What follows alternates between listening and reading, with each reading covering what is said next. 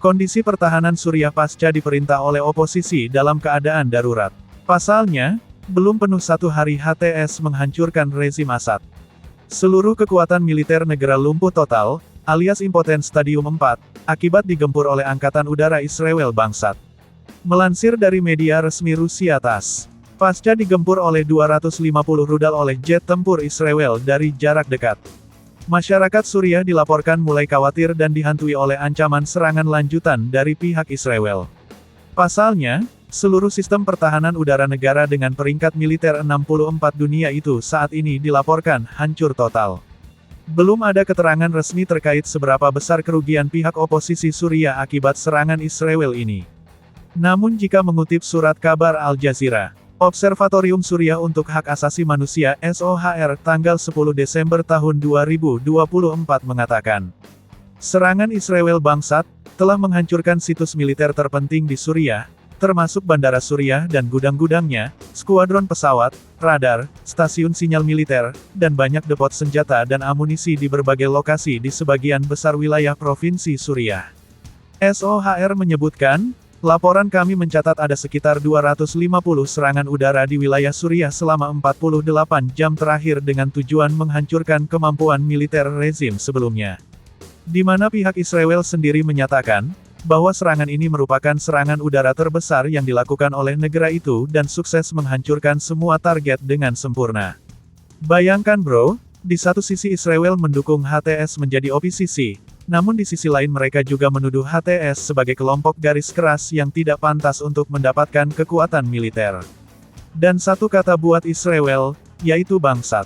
Terkait situasi Suriah yang saat ini tidak lebih dari negara zaman purba yang tidak memiliki kekuatan pertahanan udara. Wartawan senior Al Jazeera bernama Serdar, langsung dari Damaskus menyebutkan, serangan Israel terhadap Suriah bersifat sistematis. Saya melihat serangan ini, mereka bertujuan untuk menghancurkan pangkalan pertahanan Suriah. Dan serangan terbaru menghancurkan 3 bandara utama, di Homs, Qamishli dan Damaskus, serta depot senjata dan lokasi militer strategis lainnya. Ini adalah serangan yang aneh. Assad jatuh, dan mereka gembira dengan ini. Namun mereka juga mengklaim, bahwa serangan ini wajib dilakukan karena khawatir fasilitas strategis dan peralatan militer tersebut jatuh ke tangan oposisi, kata Serdar.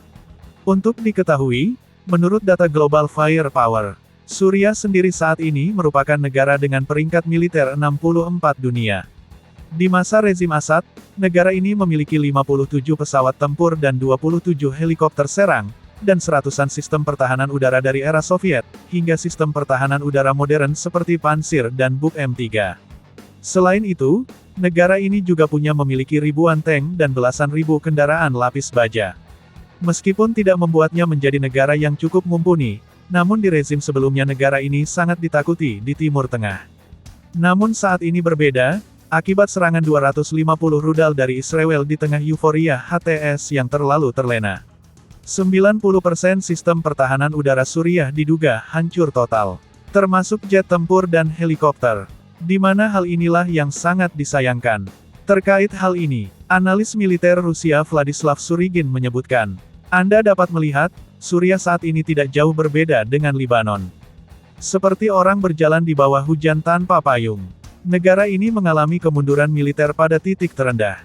Mereka berada di bawah ancaman agresi Israel dan Barat. Golan adalah langkah kecil Israel untuk menempati wilayah Suriah lainnya. Skema ini sama seperti wilayah di Tanah Suci Quds. Mereka akan membuat warga Suriah terusik di Golan, mengusir mereka secara halus dengan membangun perumahan dan fasilitas militer di sana.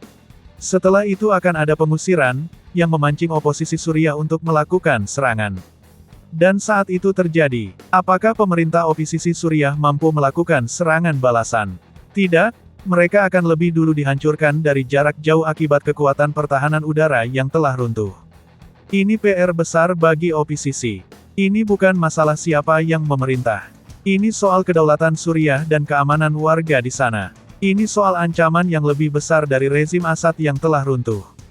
Saat ini, kita berbicara soal keamanan rakyat yang terancam akibat seluruh kemampuan militer telah hancur. Apakah senapan mampu menjatuhkan jet tempur? Apakah mereka mampu kembali membangun peradaban militer Suriah yang dalam kondisi lumpuh total? Apakah oposisi akan datang ke Rusia untuk meminta S-400? Saya rasa Presiden Putin akan berpikir ulang untuk ini.